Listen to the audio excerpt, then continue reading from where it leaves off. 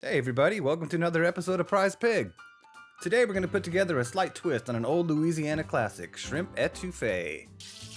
Now, before I anger the gods of the bayou, I have to let you know this is not a traditional etouffee, and it's actually closer to shrimp Creole. So with that disclaimer out of the way, let's go ahead and get started. First we'll need to peel and devein our shrimp and keep the shells so we can make our shrimp stock, which is the key ingredient to this recipe.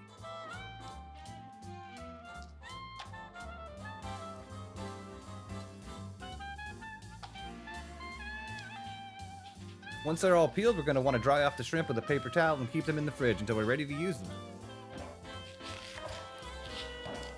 Next, we'll need to chop up some onion, carrot, and celery for our shrimp stock. A rough chop here is fine, since we're going to strain them out anyway.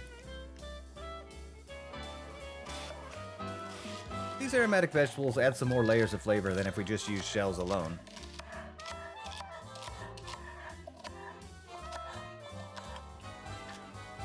When you're ready, heat a couple tablespoons of oil in a saucepan over medium heat and then add our reserved shells.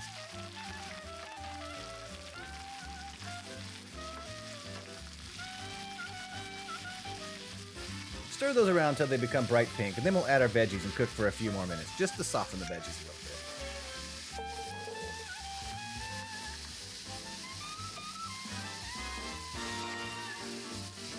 Next, we'll add 3 cups of chicken stock and bring it to a simmer before covering, lowering the heat, and cooking for about 45 minutes to an hour.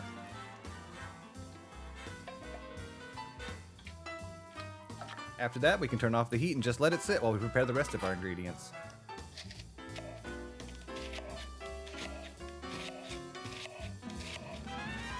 We're going to need some finely chopped onions, celery, and peppers, also known as the Holy Trinity of Cajun cooking.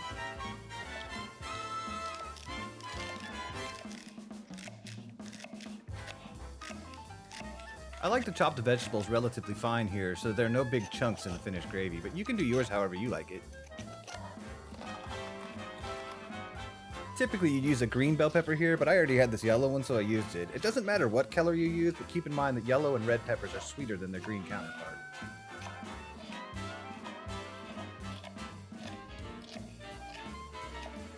This recipe calls for a lot of garlic, and I'd argue that it's a key flavor to this dish, but I'll leave it up to you to decide if you want to add less or more.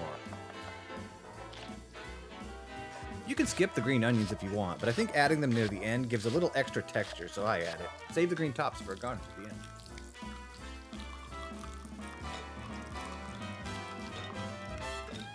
Now we just need to strain our stock into a heat-proof bowl. Make sure you press down on the shells to get all that delicious shrimpy goodness out of there.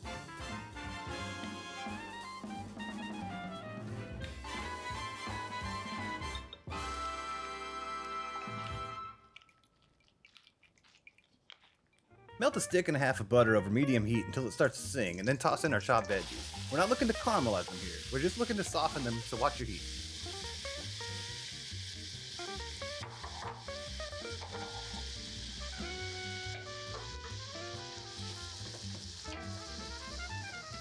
Once the onions start to become translucent, add the chopped garlic and stir that for a minute or two. Be careful not to toast or burn the garlic.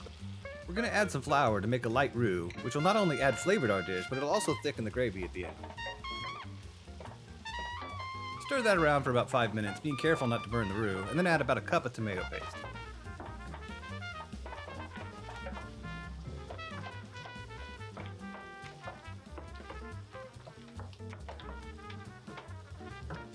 Add your spices, combine thoroughly, and continue to cook the tomato paste for about 10 minutes. This will give a rich, deep flavor to our gravy.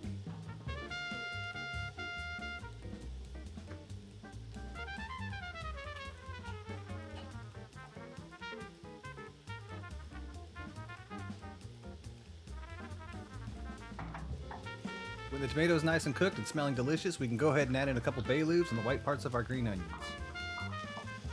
Then we'll add our shrimp stock, 1 cup at a time, stirring thoroughly between each cup.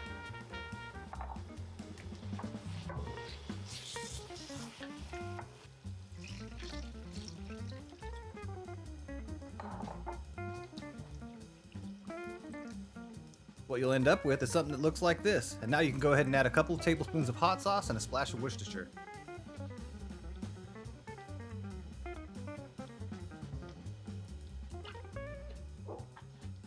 Then we just go ahead and cover that and let it simmer for about 30 minutes. And we're almost done. Bring the temperature back up to medium and add in your shrimp.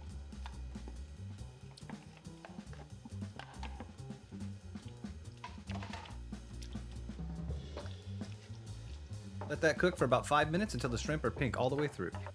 Just remove the bay leaves, add a pinch of chopped parsley, and we're ready to serve this over some white rice.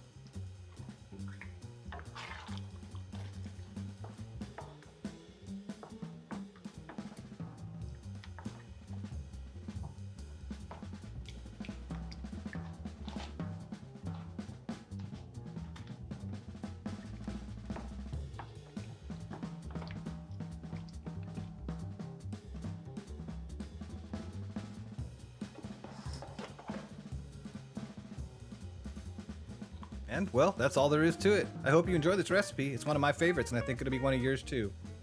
So, thanks for watching. I hope you liked the video, and if you did, don't forget to like, comment, and subscribe. See you next time.